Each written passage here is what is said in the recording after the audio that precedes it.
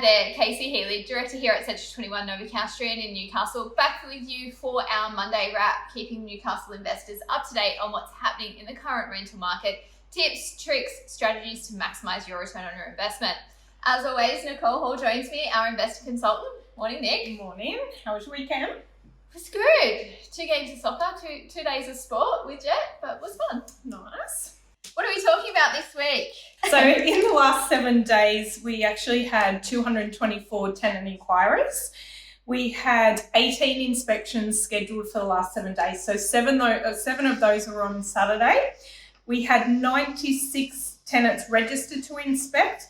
And like up until like Friday afternoon, we had 4 properties leased. So the property managers will be working this morning to work on those applications from Saturday opens. 7 on Saturday, that was a big day. We haven't had that many open for inspection on Saturday for a while. Yeah. Let's chat, it's coming up everywhere at the moment. So we're talking with tenants about it, we're talking with landlords about it, and it's kind of like who's responsible. So we're talking about mould.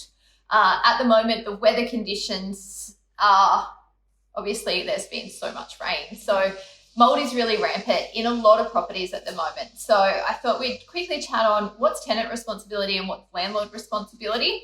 But in the end, mould can affect health. So either way, we just want to ensure our properties are free of mould and we're protecting our tenants and also obviously our landlord's assets as well. So let's talk about mould. So mould spores are part of the natural environment and they're present in air and evaporation.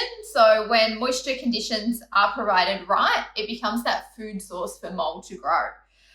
So there's 3 main principles in controlling mould. You've got keep your home dry, warmer, and correctly ventilated. So that's about using your windows and cracking your windows a little bit of a morning and things like that. So just fresh airflow throughout the property.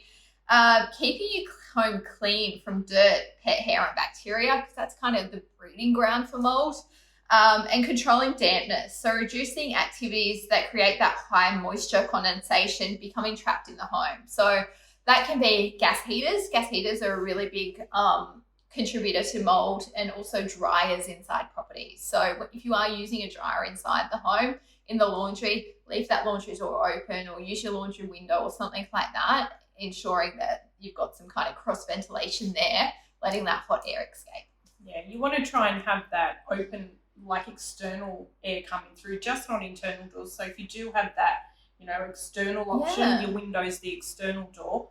I know at home when I use my dryer that the laundry floor becomes wet, and that's like the water coming out of the clothes is coming out into my house. We walked in last weekend and the girls commented, this is the warmest room in here. Yeah. And I was like, oh wow, go and open that window a bit more.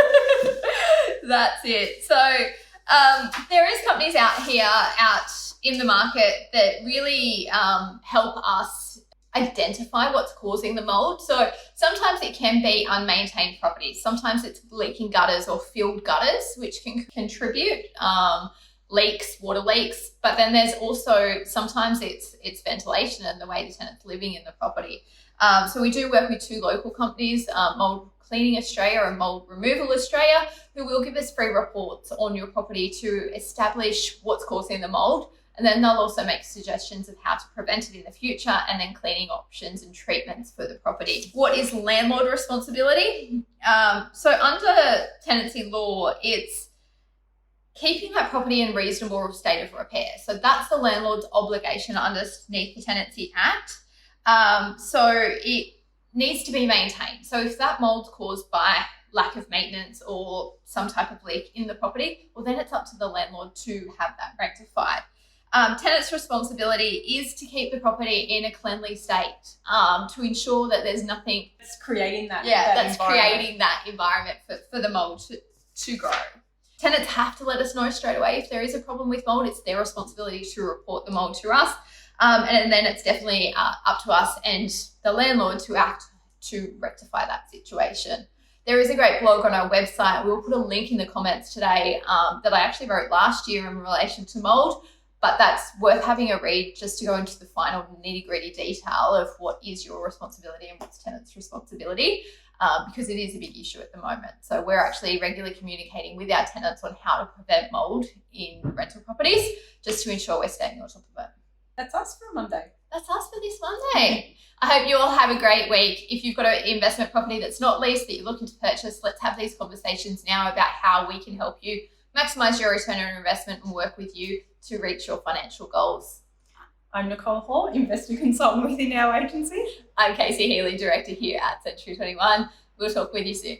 Bye.